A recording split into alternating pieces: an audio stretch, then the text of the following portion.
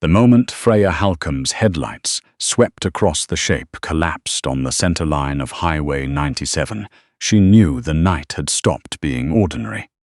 He was massive, a Belgian Malinois with a chest that barely moved, and strapped to his body was a tactical vest stamped with alphanumeric codes she had never seen on any animal in 7 years of wildlife veterinary work. The blood seeping through the ballistic paneling was already beginning to freeze against the asphalt. Lifting him into the warmth of her Silverado cab was the most natural thing she had ever done. It was also the choice that would put her 9-year-old brother in danger before dawn. Freya Halcomb was 28 years old. She lived on a property her late uncle had left her 12 kilometers outside Dawson Creek, British Columbia, a modest 2-story house flanked by a workshop barn and 100 acres of boreal forest that the rest of Canada mostly forgot existed. She had come home that night from a 17-hour shift at the Dawson Creek Wildlife Recovery Center, where she had spent the last 4 hours sedating an injured bull moose for emergency surgery.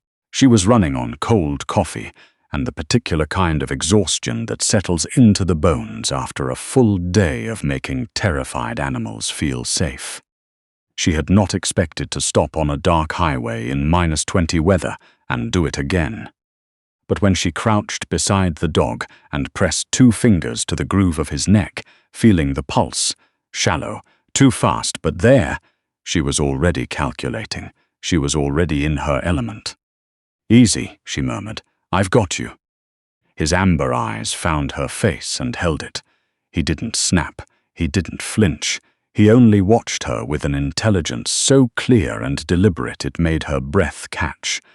The look of an animal that understood exactly what was happening to him and had chosen, in this moment, to trust her anyway. She loaded him into the back seat, folded her down jacket over him, and drove the remaining 11 kilometers to her property without stopping once. In the workshop barn, under the bright overhead fluorescence she used for wildlife intake, Freya went to work. She had treated everything from lynx to black bear in this space, and the routine settled over her like muscle memory. She carefully unstrapped the tactical vest, setting it on the workbench. It was heavier than it looked, reinforced with hard ballistic plates, woven through with what appeared to be a communications harness, and stitched along its inner lining with a firmness that suggested something more structured than foam. She noted all of this and filed it away. The dog first. The wound was on his right flank, lateral to the spine, a through and through from a high-velocity round that had carved a clean tunnel through the muscle without striking bone or organ. Grievous but survivable. She had seen worse on animals twice his size. She irrigated the entry and exit sites with sterile saline, applied local anesthetic, packed the wound, and sutured with the same precision she used on every patient who couldn't tell her where it hurt. Through the entire procedure, the Malinois lay motionless on the folded blankets, his eyes tracking her hands, his breathing slow and controlled.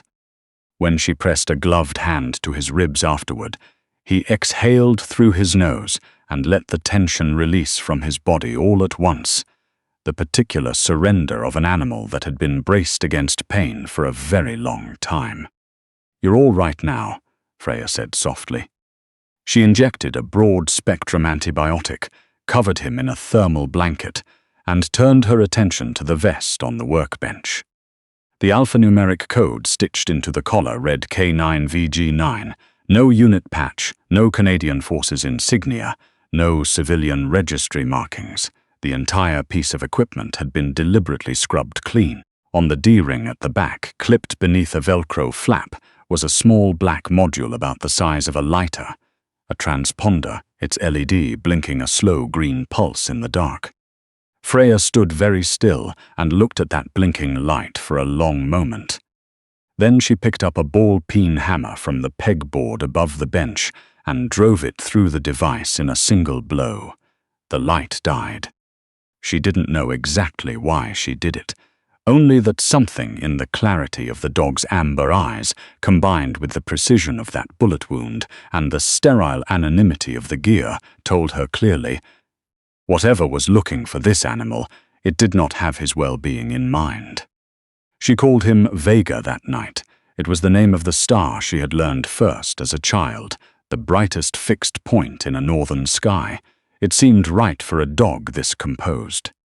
She spent the rest of the night in the folding chair beside him, a battery lantern casting warm yellow light across the barn floor, listening to the January wind peel down off the Rockies and drive ice crystals against the corrugated walls. Inside the house, her brother Charlie was asleep in his room under his hockey posters and a pile of quilts their mother had sent from Edmonton, where she was recovering from hip surgery. He was 9 years old and had been staying with Freya for 3 weeks. She had promised him the Northern Lights that night. She had missed it. She would make it up to him in the morning. She woke to Vega standing at the barn door. The fluorescent lights had cycled off on the timer, and the barn was lit only by the pearl-white light of a clear January morning filtering through the frosted skylights. Freya sat up, her neck aching, the thermal blanket she had pulled around herself, pooling at her feet. The Malinois was no longer on the blankets. He was standing at the heavy wooden door, absolutely still, his ears rotated forward, his entire body held in a rigid posture of attention that a well-rested dog does not adopt by accident. Despite the sutured wound on his flank, he bore his weight evenly on all 4 legs. He was not in distress. He was listening.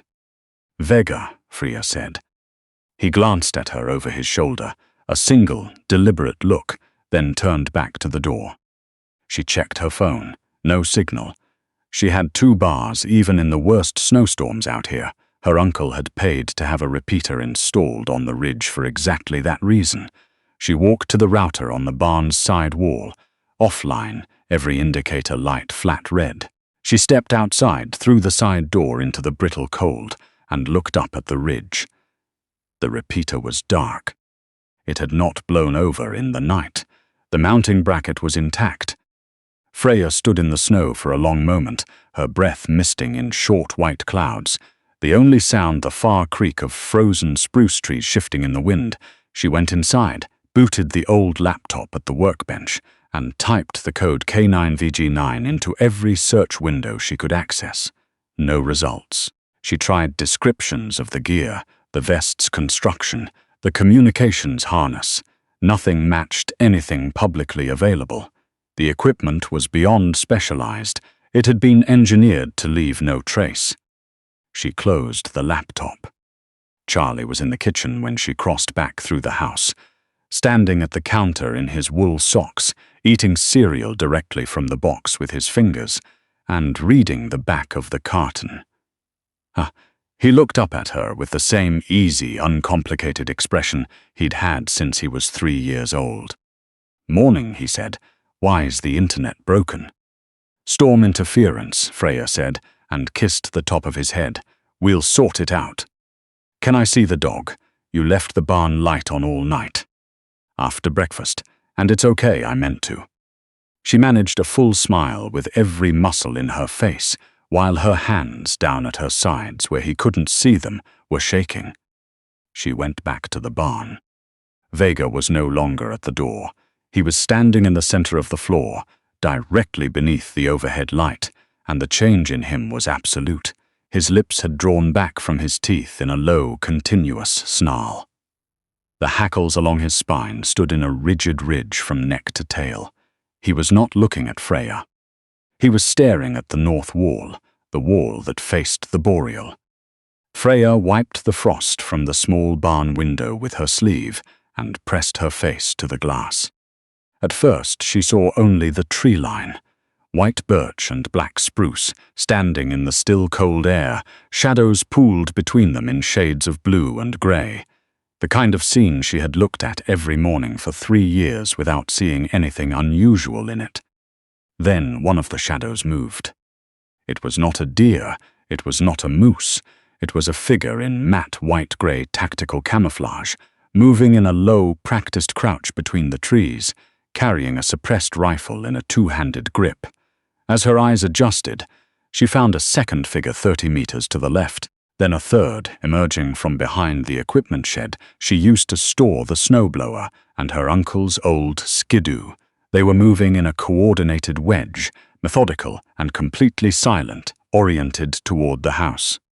The cold that moved through her then had nothing to do with the temperature outside. These were not RCMP. They wore no high-vis, no identifying markings of any Canadian law enforcement agency she had ever seen. The precision of their movement, the quality of their gear, the absolute absence of sound.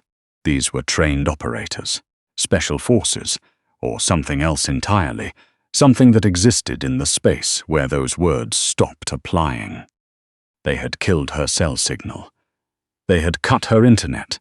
They had cordoned off her property in the dark while she slept in a folding chair, watching a wounded dog breathe.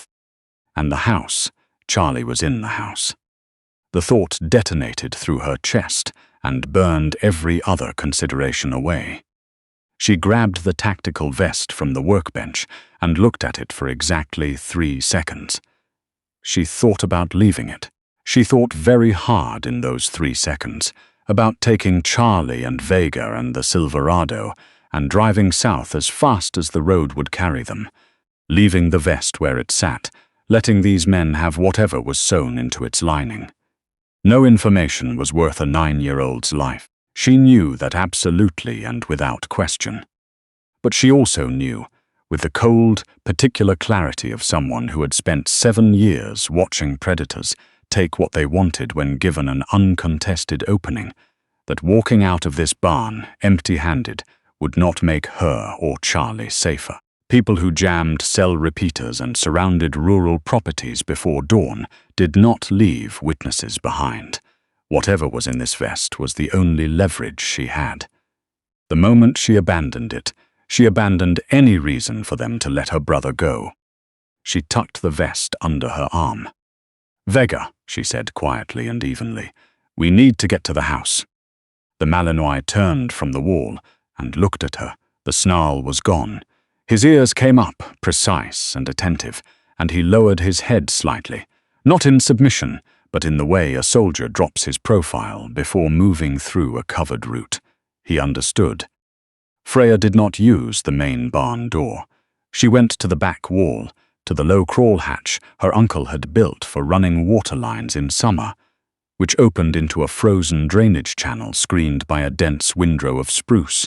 She unlatched it quietly, wincing at the faint scrape of steel on steel, and Vega went through first, moving with a fluid economy that made his injury seem incidental. He kept his belly near the snow crust, instinctively finding every centimeter of shadow and dead ground the terrain offered. Freya followed on her hands and knees in 20 below zero, the tactical vest pressed against her torso. Her world narrowed to the 12 meters of open ground between the drainage channel and the back porch. They were 8 meters out when Vega stopped. He didn't growl. He froze, instantly and completely, like a circuit cutting out, his eyes fixed on the corner of the equipment shed to their right. Freya looked. An operator in white camo was rounding the shed corner, moving along the south wall of the house toward the back porch, toward the door she had left unlocked.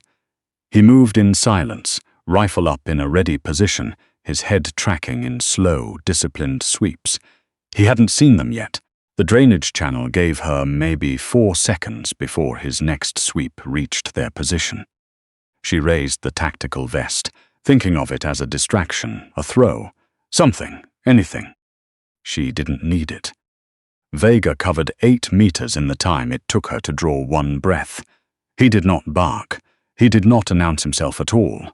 He simply launched, silent and absolute, and landed on the operator's back with 90 pounds of momentum that drove the man off his feet and into the snowbank against the shed wall. With a muffled grunt, the rifle dropped. Vega's jaws found the man's forearm, not the throat, not the face, but the arm, the weapon arm, and locked. The operator reached with his free hand for a blade on his chest rig. Freya was already moving. She crossed the remaining distance and drove the heel of her palm up under the man's chin with everything her body could produce. His head snapped back against the shed wall. He went limp. Vega released immediately and stepped back, sitting in the snow beside the unconscious operator with an almost administrative calm, his amber eyes on Freya, waiting. She bent down and unclipped a short-range radio from the man's harness. "Phoenix 1, what is your position? We are initiating the primary approach in 90 seconds. The voice was controlled, mid-40s, accustomed to rooms going quiet the moment it spoke. Freya turned the volume to nearly nothing and clipped the radio to her belt. She and Vega went through the back door and she locked it behind them. "Charlie," she kept her voice level on the stairs. "Can you come down here, buddy? Quick!" He appeared at the top of the stairs in his hockey socks and the oversized Canucks jersey he slept in, blinking against the light. "What's going on?" "I need you to do something for me, and I need you to do it right now without any questions, okay? We're going to play the hiding game Grandma used to do when you were small." Charlie's face went careful, and still in the way children's faces do when they recognize something serious happening around them and are deciding in real time whether to be scared or brave. He chose brave. He always did. "Okay," he said. She moved him to the root cellar beneath the basement stairs, a low insulated space their uncle had built for preserving root vegetables and burying cable runs, reinforced with poured concrete on 3 sides. She set him up with the battery lantern, her laptop with 3 downloaded films, and her offline games folder. She told him to stay quiet and not come out until she came for him personally and said his name. She did not tell him why. She locked the cellar door from the outside and ran back upstairs. She was behind the heavy pine kitchen island with the lights off, and Vega flat on the floor beside her when the front door frame exploded inward. The breach was clean and fast.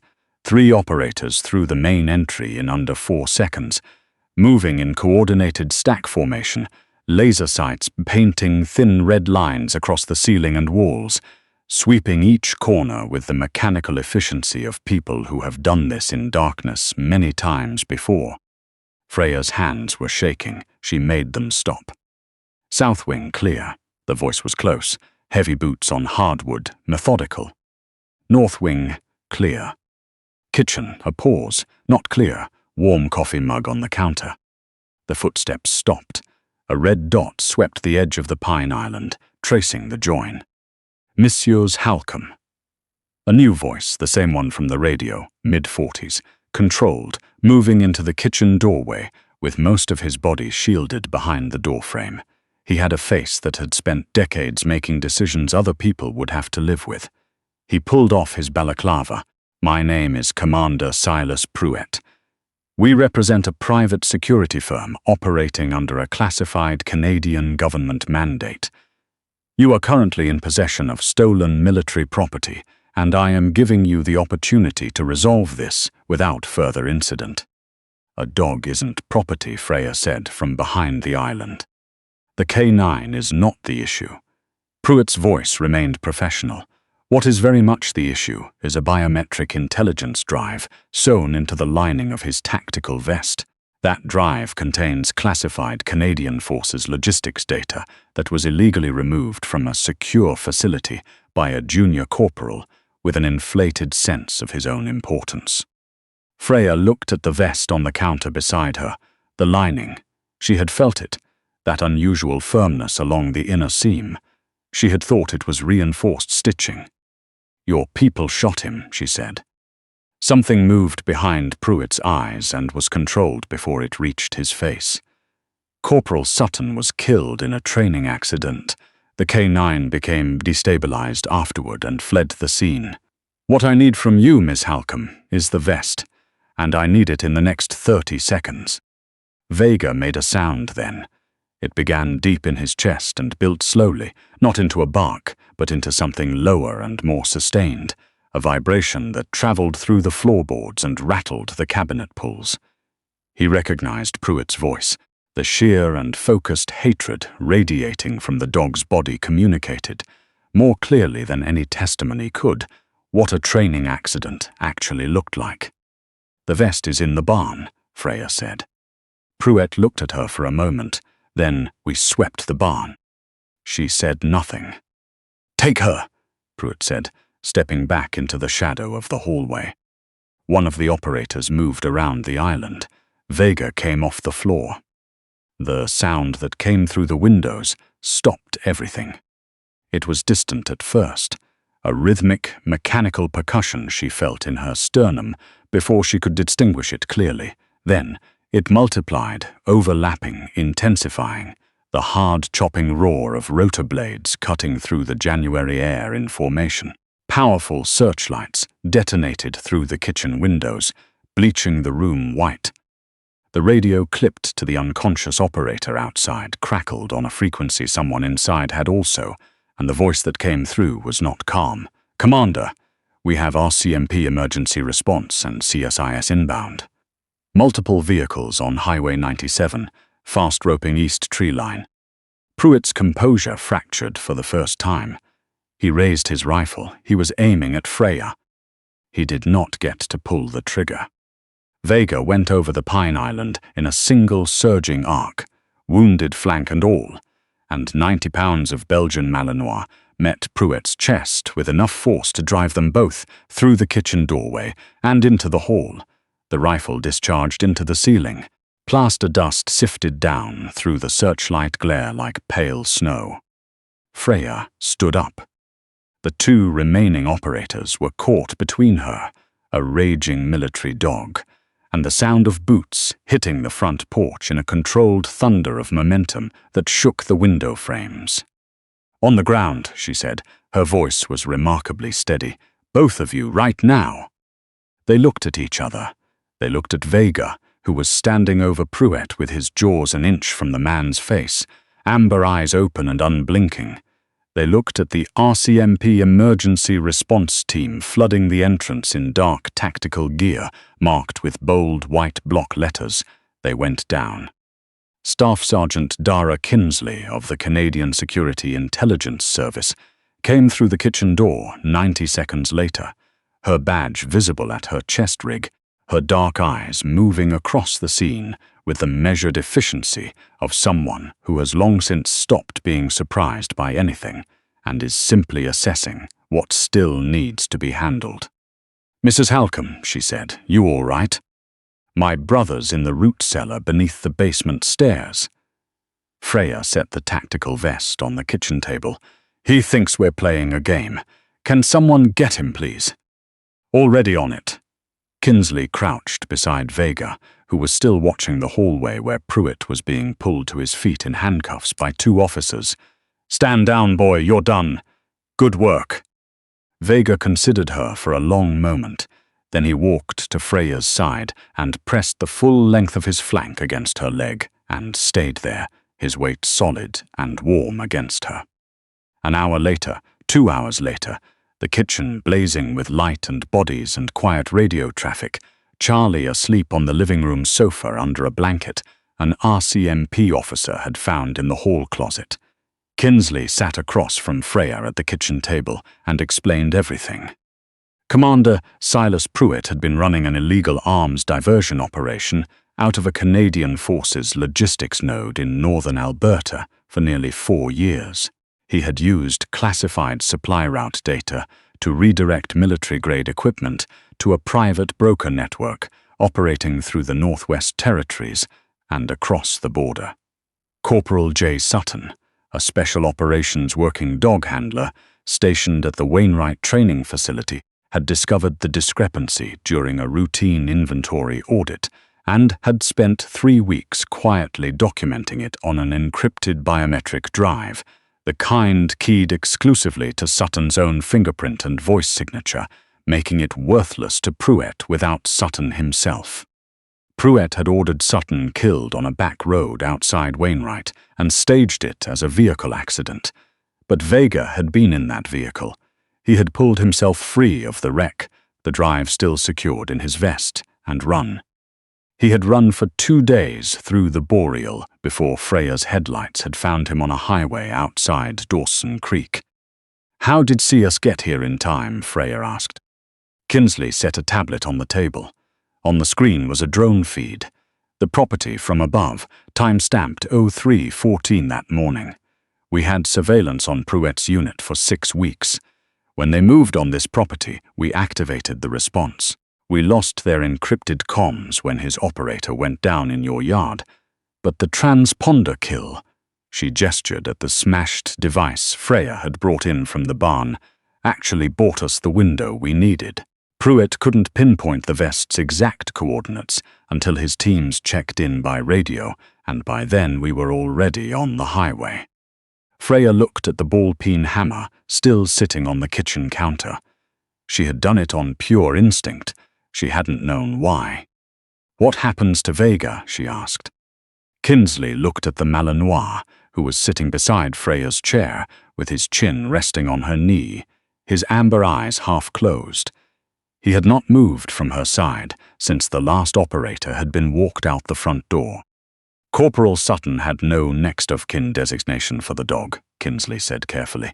"In cases like this, a working dog who loses a handler and sustains a combat injury in the line of duty is honorably retired and placed with a qualified home. Someone who understands animals, who has space." She paused. "Who has the kind of steadiness a dog like this needs around him." Freya looked down at the weight of his chin on her knee. She thought about the way he had watched her hands work over his wound in the barn light, patient and trusting.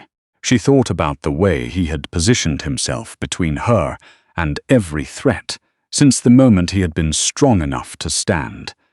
Without instruction, without hesitation, as though the choice had already been made before she had a chance to make it herself. She thought about Charlie asleep in the next room, 9 years old, brave enough to go into a root cellar without asking why. "Yeah," Freya said quietly. "I think I know someone." She placed her hand on Vega's warm, heavy head, and outside the kitchen window, above the dark line of the boreal, the first pale green shimmer of the northern lights was beginning to move across the January sky. She had promised Charlie the northern lights. She had not missed them after all.